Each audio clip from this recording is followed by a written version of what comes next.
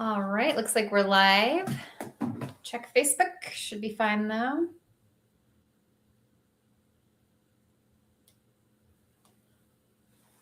Okay, cool, we're set. So we will go ahead and get started. Good morning, everybody. Is it morning? Good afternoon. It's 12 o'clock, 12:02. Good afternoon, everyone. Thanks for joining us today, or if you're rewatching us, thank you for that as well.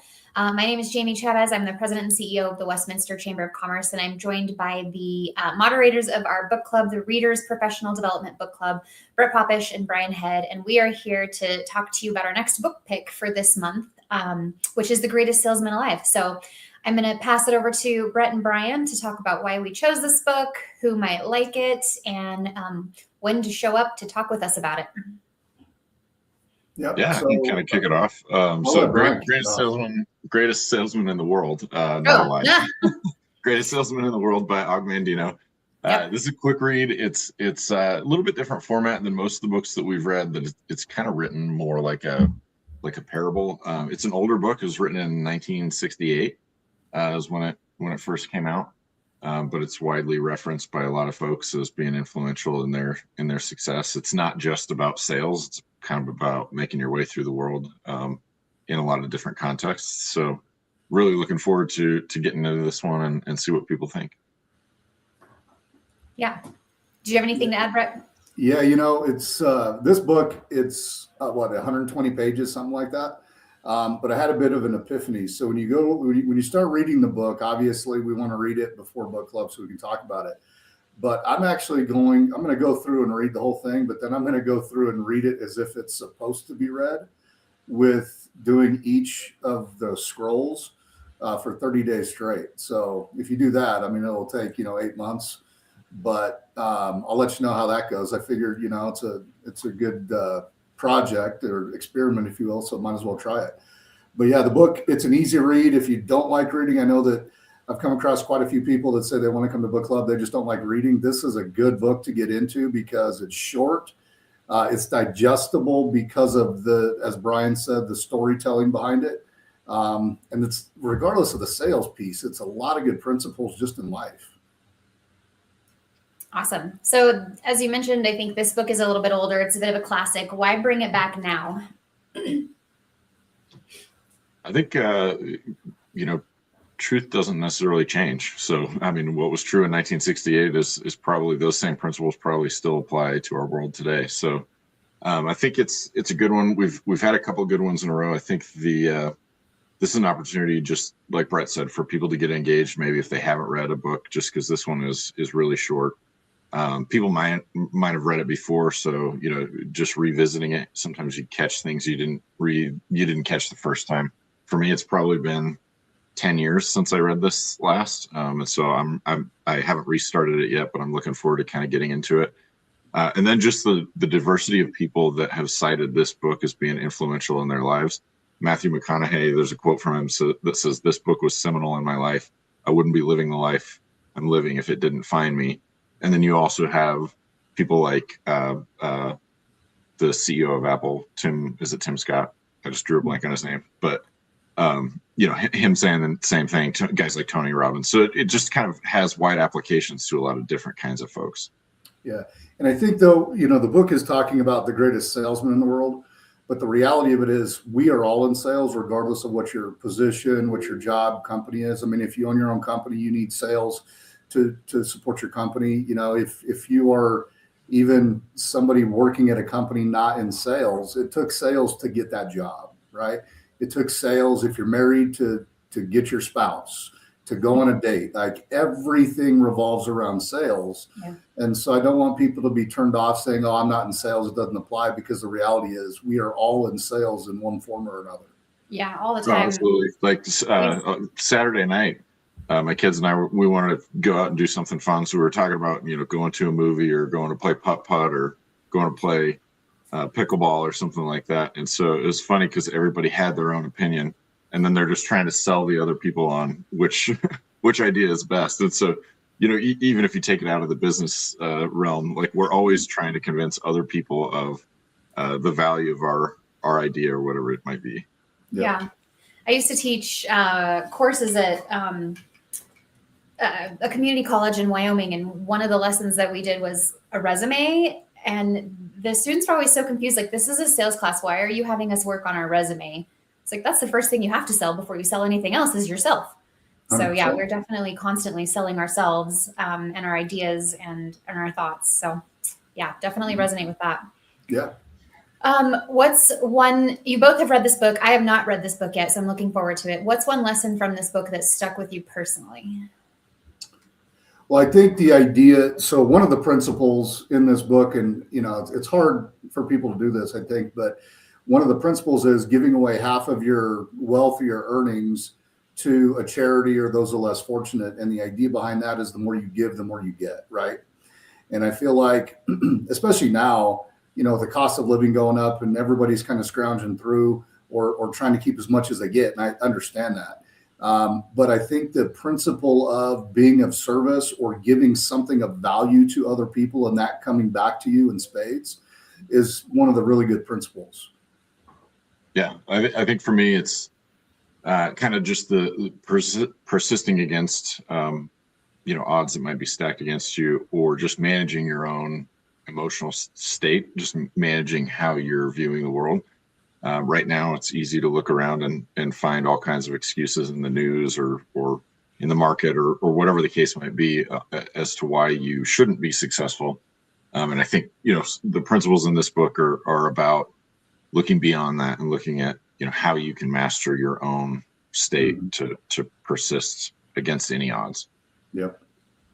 Yeah, and we have all kinds of conversations at book club. Sometimes the conversations are very directly focused on, particular principles out of the book. And sometimes we kind of veer off into other ideas that are sparked. What kind of conversations do you think that this particular book will spark in our group? I won't even begin to guess that, because the conversations that occur in book club are so wide, right? I mean, we could be talking about one thing and kind of veer off into something else, but regardless of the tangents, they are all highly valuable. Like, I don't leave book club ever. Like, I'd leave some meetings going, oh, that was a drain, or did I get much out of it? I'll leave book club every time going, wow, that was great. Like, I've got 3 or 4 different things out of it. And it's simply because of the different perspectives that everybody brings that, I mean, we could be talking about one thing that Bryan just talked about and then veer off into something completely different. And it's funny and it's fun, but you still get value out of it. So. Yeah, 100%. I think with this one too, just the way that it's written, being kind of more of a fiction or parable kind of format, it engages the imagination a little bit differently than a traditional professional development book, where there might be a specific topic for that chapter. There is a topic for each of the scrolls in the book, but just because you're engaging your imagination a little bit more to keep up with the story, I think that changes the way people read it. So I'm interested to just kind of see how people perceive the different, the different scrolls and what sticks out to them from each one. So, Yep. And like Brett said, that's just a starting point, and then the conversation goes where it goes, and we always have a great time. And I always learn something. I never come out of there without learning something. Well, and I will say one more thing about the actual book club meeting. If you haven't laughed in a while, I recommend coming, because I mean, it's just, we laugh, we have fun. It's a great time. So it's a good spot. Yeah. My next question was just kind of about the book club in general, but I think we've mostly talked about it, but maybe you've got some things to add. What makes coming to book club different than just reading this book on its own or on your own? I think it's the perspectives of other people. You could put 5 people on the same book, read the exact same words, and we're all going to pick something different from that book, or we're going to internalize it differently. And that's what's cool about it, right? Because I'll read something and, okay, this is what I interpret from it. Bryan could do the same thing. Jamie, you do the same thing, and it's all different. And really, the value of the book club is not necessarily the books. I mean, the book is the starting point for the conversation. But the value in book club is hearing other people's perspectives, because that's where I think the growth is. That's where the value comes in at. Yeah. I think sometimes we take such an individualistic approach to business or whatever, and we're just kind of in our own silo, and we don't break out of that a whole lot. So I think just coming together with other people that might have different experiences than you are, working in different industries or different stage of life, that kind of thing, and just hearing their perspective. It just opens up your mind a little bit more to understand the world and engage with it a little bit more effectively. And then just beyond that, we have our awards gala this week. We're celebrating the businesses in the chamber and the chamber itself. One of the reasons we started this chamber was just to bring people together. And the thing that I love probably the most about the book club is, sometimes the vulnerability of folks to say like, hey, this is a thing that I struggle with. What do you do to address this? And just, we're bringing people together in a way that's meaningful, and I'm growing. Like, I've learned things from Brett and from the other people in the group that have helped my life this year. So, I mean, I think if we can do that, we've succeeded. Yeah, 100%. Yeah. And on that note, I would say if you're going to come to book club, don't be shy. We're not intimidating. Like I say, it's fun. People have beers. It's pretty laid back.